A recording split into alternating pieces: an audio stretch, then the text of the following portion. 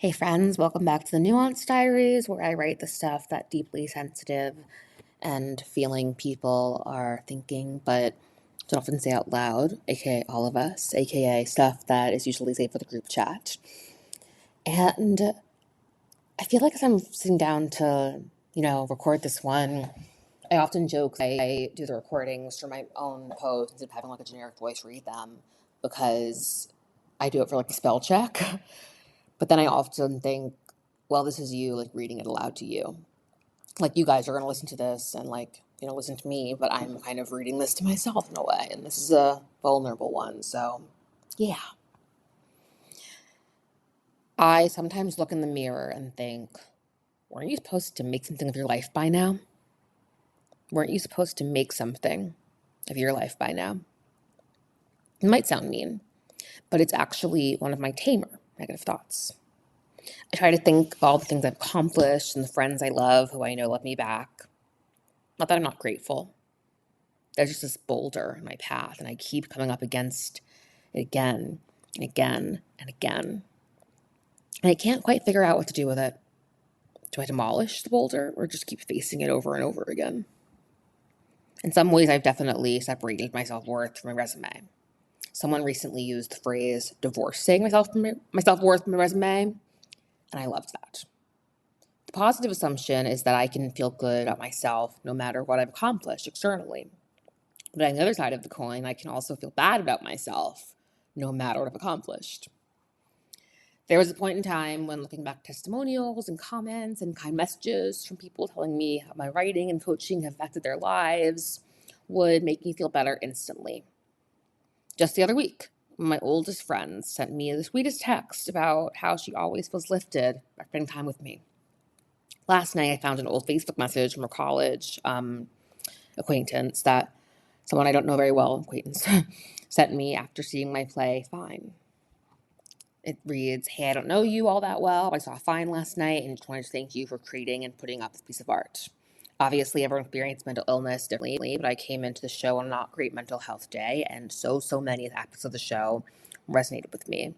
It honestly really deeply affected me in a difficult and wonderful ways, so thank you." And then a coaching testimonial. Ooh, these are interesting to read.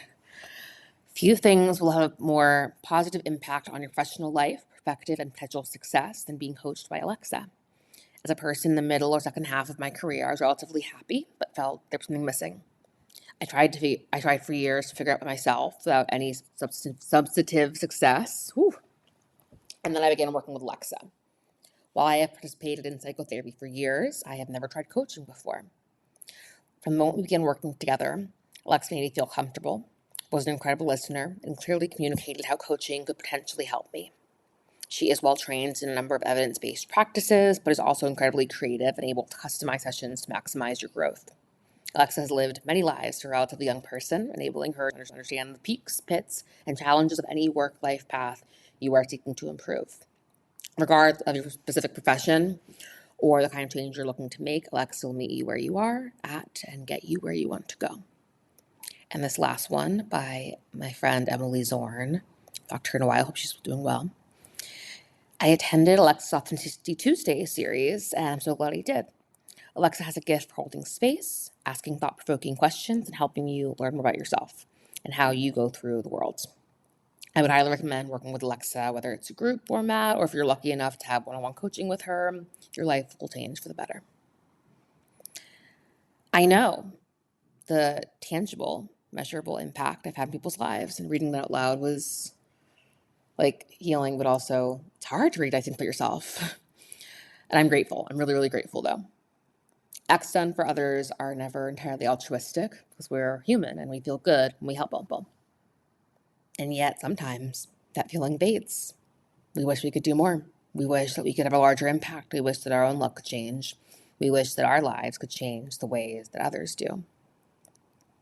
That's how I feel. I've made friends with envy, often confused with jealousy. And I'm now pretty quick to identify what I'm longing for when I see someone I don't have.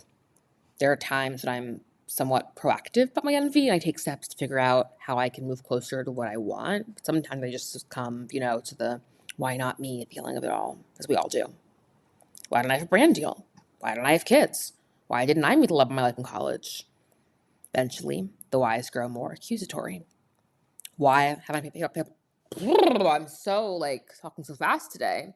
Why haven't I paid up my credit card debts? Why haven't I written another book? Why did I stop acting? Why isn't my house cleaner? Why am I such a slob? Why do I let the dishes pile up like that? Why haven't I made it? Are there tangible things I'm supposed to be doing that I'm not? Am I supposed to do more positive affirmations? Should I cleanse my house? I don't have any answers or cures. I never do. I'm just here to write the stuff that I'd like to think we're all thinking, to help myself and hopefully you feel less alone. I do know, logically, that I have, quote, made something of my life, regardless of what my brain tries to tell me. I feel kind of haunted by the reality that I have no idea how much time any of us have on this earth. And that thought makes me feel really grateful and disappointed. I know that at 30, I have a lot of things that people go their whole lives without. And I also feel pretty far from a lot of my goals and dreams. I have no idea how far I am from achieving them. I like to think that I have everything I want right in front of me, just around the corner. And then I find myself crying to my therapist and wondering if there are just some dreams that aren't meant to be mine. Is it time to give up some of those dreams? It was so painful writing and now saying that sentence. I picture my younger self asking me that, and picturing my younger self always softens my heart and silences a lot of my bad thoughts, quote unquote. Most of the time, I believe in the little girl in me more than I believe in the capable and resilient adult woman in the mirror. A few weeks ago, a woman wrote her farewell note of sorts on Threads, and thousands of people came to her aid and begged her not to end her life. They offered personal support, solidarity, and resources. And as I was about to chime in, the update that this young woman was overwhelmed by this support and decided to seek mental health support in the local area. We got that update. And God, first of all, humanity sometimes shows up and you feel wow, the world is so awful, but sometimes humanity is just so beautiful. I would never, ever, ever, ever tell anyone else to give up, no matter what they're facing, no matter what their brain is telling them. I wrote, please stay, please stay, please stay, and shared the story of my suicide attempt and many ideations to provide support for people who need it. Weren't you supposed to make something of your life by now? Aren't you supposed to have a 5-year-old by now? The voices are relentless. We often talk about our inner critics like these whispering snobs in art galleries. Mine are dangerously angry sports fans in the fourth quarter.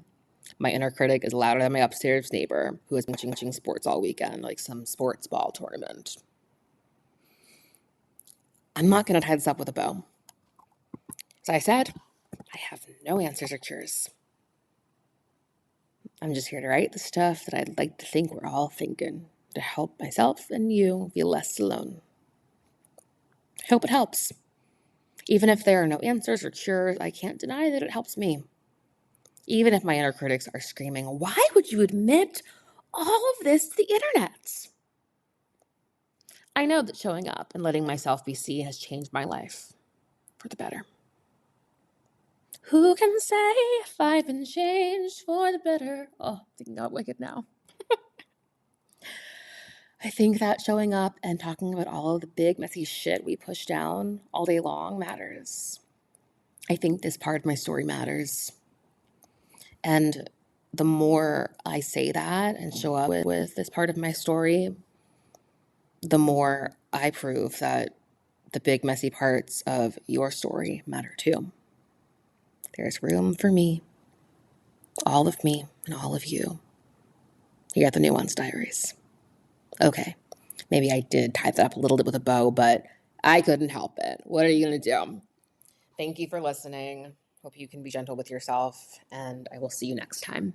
Bye.